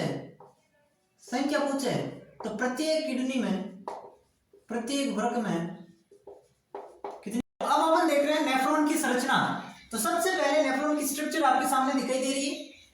उससे पहले आपको दो तीन चीजें आपको जान लेनी है कि नेफ्रॉन जो होता है इसको वृक्क की संरचनात्मक एवं क्रियात्मक इकाई कहा जाता है। यानी कि किडनी की जो फंक्शनल एंड स्ट्रक्चरल यूनिट होती है वो क्या होती है, नेफ्रॉन होती है। नेफ्रॉन को ही वृक्काणु कहा जाता है। दूसरी अगर मैं बात करूं तो प्रत्येक किडनी में नेफ्रॉन की संख्या 1 से 1.5 मिलियन हो सकती है। 1 से 1.5 मिलियन हो सकती है नेफ्रॉन की संख्या प्रत्येक किडनी में, दोनों में नहीं, एक किडनी में इसकी संख्या 1 से 1.5 मिलियन हो सकती है। ये तो रही इसके बारे में स्पेशल बात है। अब मैं अगर इसकी बात करूं तो नेफ्रॉन के अंदर जो है ये पूरा नेफ्रॉन है आपका। अब इस नेफ्रॉन के अंदर ये जो भाग आपको दिखाई दे रहा है, ये वाला पार्ट्स जो आपको दिखाई दे रहा है, ये वाला पार्ट्स, ये वाला जो बाहर ये आपको दिखाई दे रहा है, ये स्टेथोस्कोप टाइप जो होता है, ये जो है इसको बोलते हैं अपन क्या, इसके अंदर ये जो है ये हो जाता है बोमेन कैप्सूल। ये क्या हो जाता है, बोमेन संपुट। इसका नाम है बोमेन संपुट। ये वाला भाग क्या हो जाएगा, बोमेन संपुट। और बोमेन संपुट के अंदर ये जो भाग दिख रहा है ये हो जाएगा ग्लोमेरुलस। इसको कहते हैं ग्लोमेरुलस, और इसको हिंदी में कहते हैं केशिका गुच्छ। केशिका, एक एक पार्ट्स को बड़े ध्यान से समझना। मैं आपको एक एक पार्ट्स बहुत अच्छे से समझाऊंगा और इनके काम भी समझाऊंगा। कि सबसे पहले आपका बोमेन संपुट के अंदर जो ये भाग स्थित है इसको ग्लोमेरुलस, हिंदी में इसको केशिका गुच्छ कहते हैं। और जब इन दोनों पार्ट्स को मिला देते हैं तो इसको मेल पिगीकाय कहा जाता है। दोनों पार्ट्स को जो मिला देते हैं इसको मेल पिगीकाय के नाम से जाना जाता है। बताओ इसमें कोई डाउट? मैंने कहा बाहर जो चीज दिख रही है ये चीज आपका बोमेन कैप्सूल, इसके अंदर आपका ग्लोमेरुलस, और इस पूरे पार्ट्स को यानी कि इसको भी और इसको भी दोनों को मिला दे तो हम मेल पिगीकाय कहा जाता है। ठीक है, इतनी बात समझ आ गई। अब यहाँ पे ये जो बोमेन संपुट है, इस बोमेन संपुट के अंदर दो परत है। एक ये बाहर वाली परत है इसको पैराइटल लेयर, और अंदर वाली जो परत है इसको विसरल लेयर कहा जाता है। बोमेन संपुट जो है ये वाला पार्ट्स, इसके अंदर दो परत है। जो परत बाहर की तरफ स्थित है वो पैराइटल लेयर, और जो परत अंदर की तरफ स्थित है वो आपकी विसरल लेयर या अंतरांगी परत हो जाएगी। उसके बाद में अगला ये जो पार्ट्स आता है इसको अपन कहते हैं समीपस्थ कुंडलित नलिका। इस पार्ट्स को हम क्या कहेंगे, समीपस्थ कुंडलित नलिका। कुंडलित नलिका जिसको शॉर्ट फॉर्म में पीसीटी कहा जाता है। शॉर्ट फॉर्म में क्या कहा जाता है, पीसीटी कहा जाता है। ये जो पार्ट्स हैं यानी कि ये जो वी शेप आपको आकृति दिखाई दे रही है इसको बोला जाता है हेनले का लूप। इसे क्या बोला जाता है, हेनले का लूप। और ये जो पार्ट्स हैं ये नीचे जो भुजा उतर रही है ये हेनले के लूप की अवरोही भुजा, और ये जो ऊपर वाला पार्ट्स हैं ये हेनले के लूप की आरोही भुजा होती है। यानी कि हेनले का जो लूप है उसके दो पार्ट्स हैं। जो भुजा नीचे उतर रही है वो अवरोही भुजा, और जो भुजा ऊपर चढ़ रही है वो आरोही भुजा। यहाँ पे ये जो पार्ट्स हैं ये आपको दिख रहा है, ये हो जाएगा दूरस्थ कुंडलित नलिका, और शॉर्ट में इसको बोला जाता है डीसीटी। क्या बोला जाता है, डीसीटी। तो ये हो गई पीसीटी समीपस्थ कुंडलित नलिका, ये हो गई डीसीटी दूरस्थ कुंडलित नलिका, बीच में हो गया हेनले का लूप, ऊपर हो गया बोमेन कैप्सूल और ग्लोमेरुलस यानी कि मेल पिगीकाय। और ये जो पार्ट्स आपको दिख रहा है ये इसे बोलते हैं संग्राहक नलिका। संग्राहक नलिका। ये सारे के सारे जो है आपके किसके पार्ट्स हो गए, ये सारे के सारे भाग किसके हो गए, आपके नेफ्रॉन के पार्ट्स हो गए। समझ गए मेरी बातों को? नेफ्रॉन के कितने भाग होते हैं समझ गए। सबसे पहले मेल पिगीकाय जिसमें बोमेन कैप्सूल और ग्लोमेरुलस, उसके बाद पीसीटी, हेनले का लूप और डीसीटी और संग्राहक नलिका। अब यहाँ पे आपको ये जो संग्राहक नलिका है ये आपको दिख रहा होगा कि इसके अंदर ये ऐसे ब्रांचेस अलग हो रखी है। तो इसका मतलब सिंपल सा ये है कि संग्राहक नलिका प्रत्येक नेफ्रॉन के पास एक नहीं होती है, लेकिन जब बहुत सारे नेफ्रॉन आपस में मिलते हैं ना तो उनके पास उन लगभग बहुत सारे नेफ्रॉन के पास एक कॉमन संग्राहक नलिका होती है ना। यहाँ से भी एक नेफ्रॉन आके जुड़ेगा, यहाँ से भी नेफ्रॉन आके जुड़ेगा, यहाँ से भी नेफ्रॉन जुड़ेगा, यहाँ से भी नेफ्रॉन जुड़ेगा, यानी कि संग्राहक नलिका से बहुत सारे नेफ्रॉन जुड़ते हैं। तो ये नेफ्रॉन एक अकेले नेफ्रॉन का भाग नहीं है, बहुत सारे नेफ्रॉन को मिला करके ये एक होता है। ठीक है, तो ये है संग्राहक नलिका के बारे में। एक बात ये लिख लो आप कि जो संग्राहक नलिका होती है ये एक अकेले का भाग नहीं है ना। संग्राहक नलिका ये है अकेले नेफ्रॉन का भाग नहीं है, अकेले यहीं पे लिख लो नेफ्रॉन का भाग नहीं है, कई नेफ्रॉन इसे साझा करते हैं। आपके कॉपी में जगह होगी वहां पे लिख दो, नहीं है तो नीचे लिख दो, ऐसे कोई जरूरी नहीं है ना। तो ये संग्राहक नलिका की बात होगी। संग्राहक नलिका, अब हमें कुछ नहीं पढ़ना, संग्राहक नलिका का काम खत्म। संग्राहक नलिका में एक ही बात याद रखनी कि ये केवल एक अकेले नेफ्रॉन का भाग नहीं होती है, कई सारे निकटवर्ती नेफ्रॉन जो है इसको साझा करते हैं। तो ये होगी संग्राहक नलिका की बात। अब अपन एक एक करके इसको पढ़े, एक एक करके अगर अपन इसको पढ़ना चाहे तो सबसे पहले अगर मैं बात करूं समीपस्थ कुंडली नलिका, बोमेन संपुट को अपन अगर देखें तो बोमेन संपुट में एक चीज आपको ये याद रखनी है कि जो बोमेन कैप्सूल होता है इसकी आंतरिक भित्ति में, इसकी भित्ति में कौन सा उपकला होता पाया जाता है? इसकी भित्ति में सरल सल की उपकला पाया जाता है, सरल सल की उपकला पाया जाता है। ठीक है, यहाँ पे घास कट जाएगा लेकिन ठीक है, इतनी बातें लिख लो। अब अगर मैं बात करूं समीपस्थ कुंडलित नलिका की, तो समीपस्थ कुंडलित नलिका जो है ये सर्वाधिक पुनर्अवशोषण स्थल है, यानी कि जो फिल्टर बनेगा वो सबसे ज्यादा इसमें सर्वाधिक पुनर्अवशोषण स्थल, पुनर्अवशोषण स्थल, सर्वाधिक पुनर्अवशोषण स्थल ये होता है समीपस्थ कुंडलित नलिका। और इसके अंदर जो भित्ति होती है, इसके अंदर जो है कौन सा, ये किससे बने होते हैं? ये बने होते हैं सरल घनाकार उपकला से, ये सरल घनाकार उपकला से निर्मित होती है जो कि brush bordered epithelium, brush bordered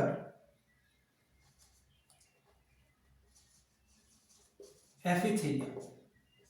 ठीक है, तो ये हो गई। अगर मैं बात करूं एनलिकल रूप की अवरोही भुजा, तो ये केवल जल के लिए पारगम्य है, केवल जल के लिए पारगम्य। और मैं बात करूं आरोही भुजा की, तो ये वैद्युत अपरूटों के लिए, केवल वैद्युत अपघटियों के लिए पारगम्य। अगर मैं बात करूं हेनले के लूप की, तो ये न्यूनतम पुनर्अवशोषण स्थल होता है, न्यूनतम पुनर्अवशोषण स्थल होता है। ठीक है, इनको आप ढंग से लिख लेना, चीजें मैं सारी लिखा रहा हूं लेकिन एक मैनेज तरीके से आप लिख लेना। इसके आपके पास शायद जगह होगी अच्छी सी तो आप उसमें कर लेना। दूरस्थ कुंडलित नलिका की बात करूं तो ये आपकी वैकल्पिक पुनर्अवशोषण स्थल, वैकल्पिक पुनर्अवशोषण स्थल। इसके अंदर ये जो है ये आपका एडीएच जो होता है उसके माध्यम से और एक एल्डोस्टेरोन, दो हार्मोन है, एक तो एडीएच और एक एल्डोस्टेरोन, दो चीजें आपको याद रखनी है। तो ये आपका क्या करता है, एडीएच के माध्यम से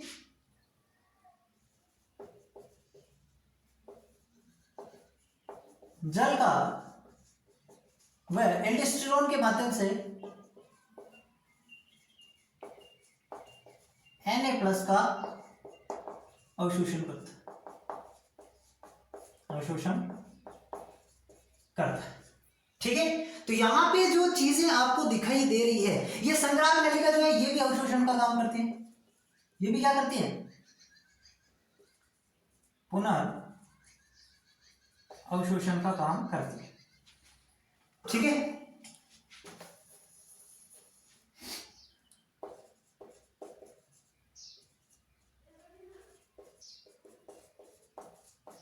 ये भी पुनर्अवशोषण का काम करती है संग्राहक नलिका में। ठीक है। और जो बोमेन संपुट होता है ना, बोमेन संपुट, ये किसका काम करता है, ये फिल्ट्रेशन स्लिट बनाता है और निस्यंदन का निर्माण करता है। ठीक है,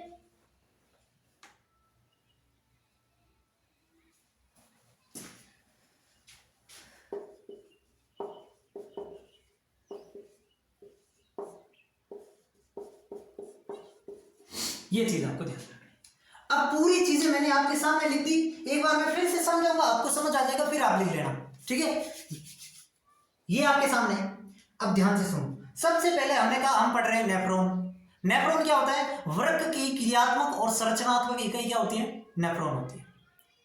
प्रत्येक किडनी में 1 से 1.5 बिलियन नेफ्रॉन पाए जाते हैं।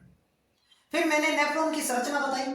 मैंने कहा नेफ्रॉन के अंदर सबसे ऊपर वाला ये जो भाग आपको दिखाई दे रहा है, ये जो दो ऐसे, ये जो भाग है, ये भाग क्या कहलाते हैं, ये भाग कहलाता है बोमेन कैप्सूल।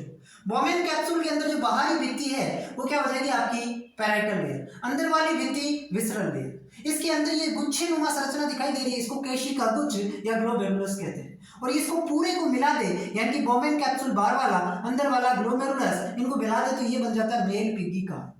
तो आपको लिखना कैसे है कि सबसे इसके अंदर जो है, सबसे पहले आपने लिखा नाम बोमेन संपुट। बोमेन संपुट की दो जो परत होती है, बाहरी परत को पैराइटल लेयर या परिधीय परत और आंतरिक परत को विसरल लेयर या अंतरागी परत। इतना काम लिखते हैं। फिर आपको लिखना है कि बोमेन संपुट की जो भित्ति होती है वो सरल सल की उपकला से निर्मित होती है। बोमेन संपुट की भित्ति सरल सल की उपकला से निर्मित होती है। फिर आपको लिखना है ग्लोमेरुलस, और फिर आपको लिखना है कि बोमेन संपुट और ग्लोमेरुलस दोनों को मिला दे तो मेल पिगी काय का निर्माण होता है। फिर आपको सबसे बाद में यहाँ पे लिखना है समीपस्थ कुंडलित नलिका।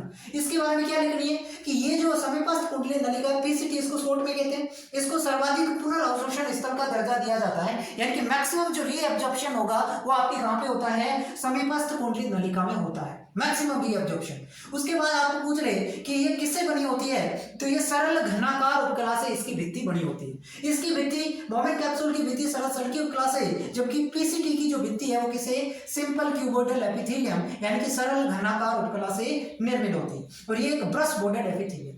उसके बाद हेनले के लूप की बात आती है, तो पीसीटी तो होगी सर्वाधिक पुनर्अवशोषण स्थल, और हेनले का लूप होता है न्यूनतम पुनर्अवशोषण स्थल। आपको ये लिखना है कि हेनले का जो लूप होता है वो न्यूनतम पुनर्अवशोषण स्थल होता है। फिर आपको लिखना है कि हेनले के लूप की दो भुजा होती है, एक अवरोही भुजा जो जल के लिए पारगम्य है, और एक आरोही भुजा जो वैद्युत अपघटों के लिए पारगम्य होती है। उसके बाद आपको लिखना है डीसीटी। डीसीटी जो है ये वैकल्पिक पुनर्अवशोषण स्थल है, ये आपकी सर्वाधिक पुनर्अवशोषण स्थल, हेनले का लूप न्यूनतम पुनर्अवशोषण स्थल, और दूरस्थ कुंडलित नलिका या डीसीटी वैकल्पिक पुनर्अवशोषण स्थल, यानी कि ये जो है वो वैकल्पिक है ना, फिक्स नहीं है, अवशोषण करेगा ही करेगा, जब जरूरत होगी तब ये करेगा। और कैसे करेगा, जल का भी करता है और ये आपके Na+ यानी कि वैद्युत अपघटों का भी करता है, जबकि इसके अंदर अवरोही भुजा जल का, आरोही भुजा वैद्युत अपघटों का। जल का ये करता है एडीएच हार्मोन के माध्यम से, और Na+ का करता है एल्डोस्टेरोन हार्मोन के माध्यम से पुनर्अवशोषण करता है। संग्राहक नलिका जो है ये भी पुनर्अवशोषण का भी काम करती है, जबकि जो बोमेन संपुट होता है ये रक्त की क्षरण प्रक्रिया का काम करता है। और ऊपर ये जो दो नली आपको दिखाई दे रहे हैं, ये एक होती है अभिवाही धमनी का, जिससे रक्त इसके अंदर आता है, और एक होती है अपवाही धमनी का, जिससे रक्त साफ होने के बाद वापस निकलता है। समझ गए मेरी बात को? तो अभिवाही धमनी का जो है ना, यहां से ब्लड, पूरे बॉडी से ब्लड इसके अंदर आएगा, है ना, पूरी बॉडी से ब्लड आएगा अभिवाही धमनिका के माध्यम से ग्लोमेरुलस या बोमेन, इस मेलपी की काय के अंदर। और मेलपी की काय का जो काम होता है वो होता है रक्त को छनन करना, फिल्टर करना। जैसे ही ब्लड का फिल्टर हो गया, शुद्ध रक्त वापस जो है वो अभिवाही धमनिका से शरीर में चला जाता है। और अगर उस जो फिल्टर इसने बनाया, जो फिल्ट्रेट है, उसके अंदर अगर कुछ भी इंपॉर्टेंट चीजें हैं, जल है, वैद्युत अपघट है, तो उनको वापस पुनर्अवशोषण स्थल का काम कौन करेगा, पीसीटी, डीसीटी और हेनले का लूप कर लेता है। बताओ ये पूरा प्रोसेस आपको समझ में आया कि नहीं आया? पूरा प्रोसेस आपको समझ में आया या नहीं आया, बताइए।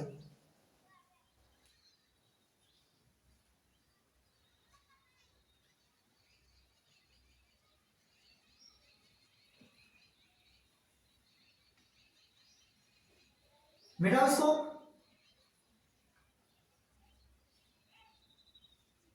बैठा दो, स्क्रीनशॉट ले लो इसका। कैसे लिखना वो मैंने आपको बता दिया। एक पहले आप इसका डायग्राम बना लो। सुनो कैसे लिखना, ध्यान से सुनो। पहले आपको क्या करना है, डायग्राम बनाना है। डायग्राम बना दिया, प्रत्येक एक एक भाग को लिख देना।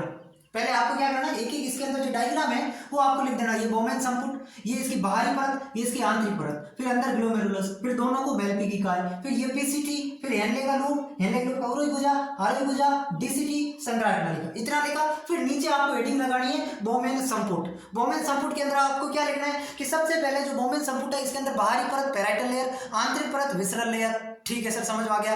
और क्या लिखना है सर, और ये लिखना है कि जो बोमेन संपुट की जो भित्ति होती है उसमें सरल सल की उपकला पाया जाता है। 2 पॉइंट हो गए। और क्या लिखना है, और ये लिखना है कि जो बोमेन संपुट होता है, जो बोमेन कैप्सूल होता है, उसकी आंतरिक जो भित्ति होती है यानी जो विसरल लेयर होती है वो रूपांतरित होकर के पोडोसाइट्स का निर्माण करती है, रूपांतरित होकर के अंगुली नुमा प्रबंध बनाती है जिसको पोडोसाइट्स सेल कहा जाता है। तो ये भी पॉइंट आप डाल देना कि जो बोमेन कैप्सूल होता है उसकी आंतरिक भित्ति अंगुली नुमा प्रबंध बनाती है जिसको पोडोसाइट सेल कहते हैं। ये आपका बोमेन कैप्सूल समाप्त। उसके बाद आता है ग्लोमेरुलस। ग्लोमेरुलस क्या होता है, इसके अंदर ग्लोमेरुलस के अंदर कुछ भी इंपॉर्टेंट बात नहीं है, ग्लोमेरुलस इतना ही, ठीक है। अब यहाँ पे ये ध्यान रखना है कि एक तो इसकी पोडोसाइट सेल्स, बोमेन संपुट की जो पोडोसाइट सेल्स और ग्लोमेरुलस की जो एंडोथेलियम है वो दोनों मिलकर के फिल्ट्रेशन स्लिट का निर्माण करती है। वो चीज आपको ध्यान में रखना है। किसका निर्माण करती है, फिल्ट्रेशन स्लिट का निर्माण करती है, ठीक है। तो ये हो गया। उसके बाद हेडिंग डालना आपको पीसीटी। पीसीटी के अंदर आप लिखेंगे कि ये सर्वाधिक पुनर्अवशोषण स्थल होता है जिसमें अधिकतम पदार्थों का पुनर्अवशोषण किया जाता है और इसके अंदर जो भित्ति होती है वो सरल घनाकार उपकला से निर्मित होती है जो कि एक ब्रश बॉर्डेड एपिथेलियम है। फिर आपको हेडिंग डालना है हेनले का लूप। हेनले का लूप जो होता है ये न्यूनतम पुनर्अवशोषण स्थल है। इसके 2 भाग है, एक अवरोही भुजा जो जल के लिए पारगम्य होती है केवल और केवल, और आयुर्वेद भुजा जो है केवल और केवल विद्युत अपघटन के लिए पारगम्य। फिर हेडिंग डालनी है डीसीटी, ये एक वैकल्पिक पुनर्अवशोषण स्थल है जो एडीएच हार्मोन के माध्यम से जल का और एंडोस्टेरोन हार्मोन के माध्यम से Na+ का पुनर्अवशोषण करता है। फिर आपको हेडिंग डालनी है संग्राहक नलिका। ये जो है ये भी एक पुनर्अवशोषण का काम करता है, ये भाग भी, लेकिन ये जो संग्राहक नलिका ये एक अकेले नेफ्रॉन का भाग नहीं है, कई सारे निकटवर्ती नेफ्रॉन जो है इसको साझा करने का काम करते हैं। इतनी बातें आपको लिखनी है। अब मैं भाई और नहीं बता सकता बॉस, ठीक है। अब एक छोटी सी चीज मैं आपको और बताना चाहता हूं, इसको अगर आपने लिख लिया तो मैं मिटाऊं इसको, ठीक। अब हम पढ़ेंगे नेफ्रॉन कितने प्रकार के होते हैं। नेफ्रॉन जो होते हैं वो कितने प्रकार के होते हैं, है ना। नेफ्रॉन 2 प्रकार के नेफ्रॉन्स होते हैं, types of nephron. Types of nephron. Nephron कितने प्रकार के होते हैं, 2 प्रकार के नेफ्रॉन होते हैं। एक होता है cortical nephron, cortical nephron Hindi में भी लिख सकते हैं आप कोर्टिकल, और एक होता है जक्स्ट्रा मेड्यूलर नेफ्रॉन। 2 प्रकार के नेफ्रॉन्स होते हैं, एक कोर्टिकल नेफ्रॉन और एक आपका जक्स्ट्रा मेड्यूलरी नेफ्रॉन। अब दोनों के अंदर डिफरेंस क्या है, जो टोटल नेफ्रॉन होता है ना उसका 85% नेफ्रॉन तो ये होता है, 85%, केवल 15% ही है जो नेफ्रॉन का जक्स्ट्रा मेडुलरी प्रकार के नेफ्रॉन होते हैं। तो पहले तो ये चीज समझ आ गई कि टोटल नेफ्रॉन का 85% नेफ्रॉन कैसे होते हैं, कोर्टिकल नेफ्रॉन, और 15% कैसे होते हैं, जक्स्ट्रा मेडुलरी नेफ्रॉन होते हैं। अब इसके अंदर डिफरेंस क्या है वो सुनो। कोर्टिकल नेफ्रॉन जो होता है ना, इसमें जो बोमेन संपुट होता है, इसमें बोमेन संपुट कॉर्टेक्स के परिधीय भाग में स्थित होता है। ये बस बातें याद रखनी, एग्जाम में आ जाए तो कर लेना, परिधीय भाग में स्थित। इसके अंदर जो बोमेन संपुट होता है, बोमेन संपुट मेडुला के ठीक पास में स्थित, ठीक पास में स्थित। 2 डिफरेंस हो गई। तीसरा डिफरेंस यहाँ पे आपको ध्यान रखना है कि जो कोर्टिकल नेफ्रॉन होता है इसके अंदर जो हेनले का लूप होता है ना, वो क्या होता है, बहुत ही ज्यादा छोटा होता है। हेनले का लूप छोटा होता है और वासा रेक्टा अब्सेंट, वासा रेक्टा अनुपस्थित। वासा रेक्टा क्या होता है, हेनले के लूप के ऊपर एक कवरिंग होती है जिसको हम वासा रेक्टा कहा जाता है। इसके अंदर हेनले का लूप क्या होता है, लंबा, और वासा रेक्टा उपस्थित। वासा रेक्टा साइड में करके लिखना ना कि हेनले के लूप के ऊपर जो कवरिंग पाई जाती है उसको वासा रेक्टा कहते हैं, वासा रेक्टा उपस्थित। और अगर मैं बात करूं तो कोर्टिकल नेफ्रॉन जो ये तनु मूत्र के निर्माण हेतु उत्तरदायी होता है, तनुमूत्र निर्माण हेतु उत्तरदायी। जबकि ये जो होता है ये सांद्र, तनु और सांद्र का मतलब समझते हैं, पतला और गाढ़ा। सांद्र मूत्र निर्माण हेतु उत्तरदायी। ये चीज आपको समझनी है कि जो कोटियल नेफ्रॉन होता है इससे तनु मूत्र के लिए उत्तरदायी होता है, जबकि जक्स्ट्रा मेडुलरी नेफ्रॉन सांद्र मूत्र जो होता है उसके लिए उत्तरदायी होता है। ठीक है, क्लियर है? ये अंतर आप याद रख लेना। ठीक है, अब एक चीज मैं आपको बताना भूल गया, जैसे कि मैंने आपको जो भाग बताया, एक तो मेल पिगी काय, मेल पिगी काय के अंदर दो चीजें आ गई है ना, एक तो भाई वोमेन कैप्सूल और ग्लोमेरुलस, एक मैंने बताया पीसीटी, एक मैंने बताया डीसीटी, है ना। तो ये जो भाग है ना ये तो आते हैं इसके कोर्टेक्स पार्ट में, किडनी का जो कोर्टेक्स भाग होता है उसमें, और इसके अंदर जो हेनले का लूप होता है ना, ये अलग से साइड में लिख लेना आप चीजें। हेनले का लूप जो होता है ना ये मेडुला का पार्ट होता है, ये मेडुला में आता है। ये किस में आता है? ये आता है मेडुला में। ये बात आप लिख लेना। ठीक है, ये मैं भूल गया था, वहां पे लिखा ही नहीं कि जो मेलपी की काय, पीसीटी और डीसीटी ये सारे के सारे तो किडनी के कोर्टेक्स भाग में आते हैं, जबकि जो हेनले का लूप होता है ना ये किडनी के मेडुला भाग में आते हैं। तो अपन इस प्रकार ये कह सकते हैं कि जो नेफ्रॉन होता है ना वो किडनी के कुछ, नेफ्रॉन का कुछ भाग किडनी के कोर्टेक्स में आता है और कुछ भाग किडनी के मेडुला में आता है। तो ऐसे लिख लेना कि नेफ्रॉन का कुछ भाग किडनी के कोर्टेक्स में और कुछ भाग किडनी के मेडुला में। अब कोर्टेक्स में कौन कौन से भाग आते हैं? मेलपी की काय, पीसीटी, डीसीटी, और मेडुला में कौन सा आता है? सिर्फ और सिर्फ हेनले का लूप, जिसकी आरोही भुजा और अवरोही भुजा दोनों मेडुला के अंदर आती है। ये बातें आपको लिख लेनी है। और ये नेफ्रॉन दो प्रकार के, कोर्टिकल और जक्स्ट्रा मेडुलरी नेफ्रॉन। 85% जो होते हैं वो कोर्टिकल प्रकार के होते हैं, 15% जक्स्ट्रा मेडुलरी होते हैं। और अंतर क्या क्या है वो आप ध्यान में रख लेना, कौन सा तनु मूत्र के लिए उत्तरदायी, कौन सा सांद्र मूत्र के लिए उत्तरदायी, ये भी ध्यान रख लेना। वासा रेक्टा क्या है? हेनले के लूप के ऊपर एक जो परत पाई जाती है, कवरिंग पाई जाती है, उसको क्या कहते हैं? ये कहा जाता है। चलो अब एक छोटा सा टॉपिक और बता देता हूं मैं आपको, और वो टॉपिक हमारा क्या है? जेजी अपार्टस। सुना होगा आपने नाम, नहीं सुना तो कोई जरूरत नहीं। जेजी उपकरण, जेजी उपकरण या जेजी अपार्टस, जेजी अपार्टस ये क्या होता है? इसमें दो चीजें होती है, एक होता है इसमें मैक्यूला डेंसा, और एक इसके अंदर जो होता है, एक होगी मैक्यूला डेंसा और एक हो जाता है जेजी सेल। ये दोनों मिलकर के जेजी अपार्टस का निर्माण करते हैं। तो जेजी अपार्टस में दो प्रकार की चीजें होती है, एक मैक्यूला डेंसा और एक जेजी सेल्स। अब मैक्यूला डेंसा क्या होता है और जेजी सेल्स क्या होता है, ये चीजें हमें समझनी है। अगर मैं बात करूं जेजी सेल्स की, तो जेजी सेल्स आपकी क्या होती है? अभिवाही धमनिका जो होती है, अभिवाही धमनिका जो मैंने आपको पीछे बताया था, अभिवाही धमनिका के पेशीय तंतु जो होते हैं वो होते हैं, और ये जो होती है वो डीसीटी की सेल्स होती है ना। ये आपकी डीसीटी की सेल्स हो जाएगी। तो मैक्यूला डेंसा डीसीटी की सेल्स और जेजी सेल्स अभिवाही धमनिका के पेशीय तंतु, दोनों मिला देंगे तो जेजी अपार्टस का निर्माण हो जाएगा। ठीक है, तो ये आज की क्लास में अपन इतना ही रखते हैं। धन्यवाद, मिलते हैं अगली क्लास में।